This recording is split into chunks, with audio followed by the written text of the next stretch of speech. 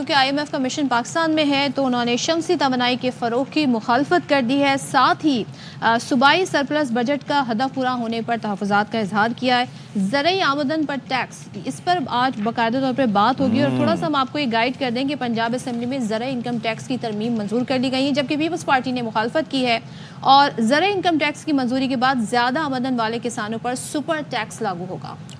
تو یہ کیسے ہوگا، اس پر بات کر لیتے ہیں۔ ہمارے ساتھ موجود ہیں سابق گورنر سندھ بھی ہیں، ماہر معاشیات بھی ہیں، محمد زبیر صاحب۔ زبیر صاحب، اس پر پیپلز پارٹی والے بڑے ناراض ہیں، وہ کہتے ہیں کہ جی ہم سے پوچھا بھی نہیں گیا، اور یہ ہم تو ترمیم کی منظوری میں مصروف تھے اور یہ یہاں پر یہ کام دکھا رہے تھے، تو کلیش نظر آ رہا ہے اس پہ۔ لیکن آپ کی نظر میں اچھا آئیڈیا ہے زرعی یہ جو سپر ٹیکس کی بات کی جا رہی ہے؟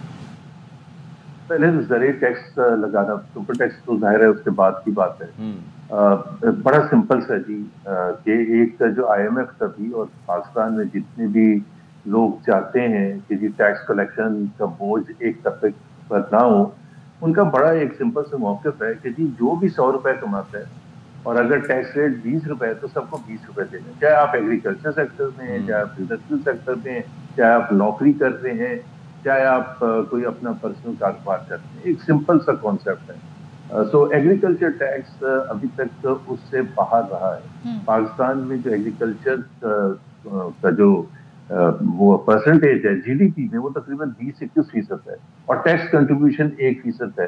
تو آپ خود سوچ لیں کہ اس کو برابر جو ہے میں اور آپ اور تمام دوسرے لوگ کرتے ہیں۔ تو ٹیکس، ایگریکلچر ٹیکس لگنا تو ضروری ہے۔ پنجاب نے جیسے آپ نے کہا کہ وہ پاس بھی کر دیا، اور پیپلز پارٹی بالکل سرپرائز کی بات کی ہے۔ Peoples Party was always on board, اور پیپلز پارٹی کا ایشو یہ ہے کہ ان کا جو سپورٹ ہے، پولیٹیکل سپورٹ ہے، خاص طور پر جو انٹیریئر سندھ میں ہے، وہ زیادہ تر ان کا ایگریکلچر کا کاروبار ہے، اور ان کے لیے یہ ایک بہت بڑا بوجھ ہوگا۔ اور اس پر سپر ٹیکس ظاہر سی بات ہے انڈسٹریلسٹ پر بھی لگتا ہے کہ اگر آپ اتنا کماتے ہیں تو اس پر یہ آپ کو سپر ٹیکس بھی دینا پڑے گا، نارمل ٹیکس بھی اور سپر ٹیکس بھی، تو دینا تو ہوگا۔ سندھ والے پھر کیا کریں گے؟ اگر پنجاب میں تو ہو گئی، وہاں پہ آپ کو کیا لگتا ہے کہ یہاں پہ کیا دو الگ الگ صوبوں میں ایک مختلف اسٹرکچر ہوگا زرعی ٹیکس کا؟ نہیں، کوئی آپشن نہیں ہوگا سندھ کے لیے۔ ان کو وہی کرنا پڑے گا جو پنجاب نے پاس کیا ہے، KP کو بھی وہی کرنا پڑے گا، اور بلوچستان کو بھی وہی کرنا پڑے گا۔ یہ سبجیکٹ چونکہ صوبائی ہے، اس کی صوبائی اسمبلیز نے پاس کرنا ہے، لیکن ظاہر سی بات ہے پیپلز پارٹی ایک پارٹنر ہے، اتحادی ہے پاکستان مسلم لیگ کا۔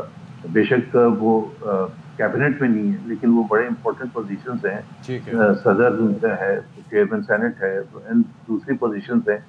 تو وہ کیسے کہہ سکتے ہیں کہ ہم نہیں دیں گے؟ جو پاکستان کا IMF کا پروگرام جو ہے، جو پاکستان کے لیے ایک بہت ہی لازمی چیز ہے، اس میں کوئی بھی IMF چھوٹ ایکسیپٹ نہیں کرے گا، اور کتنے عرصے تک سندھ باہر رہ سکے گا؟ اگر بلوچستان بھی پاس کر دے گا، KP بھی پاس کر دے گا، I am 100% sure، تو سندھ کو کرنا پڑے گا۔ سر ایک چیز یہ جاننا چاہیں گے، یہ سولر انرجی کے خلاف کیوں ہے IMF؟ اس کی مخالفت کر دی ہے IMF نے، یہ کیا معاملہ ہے سر؟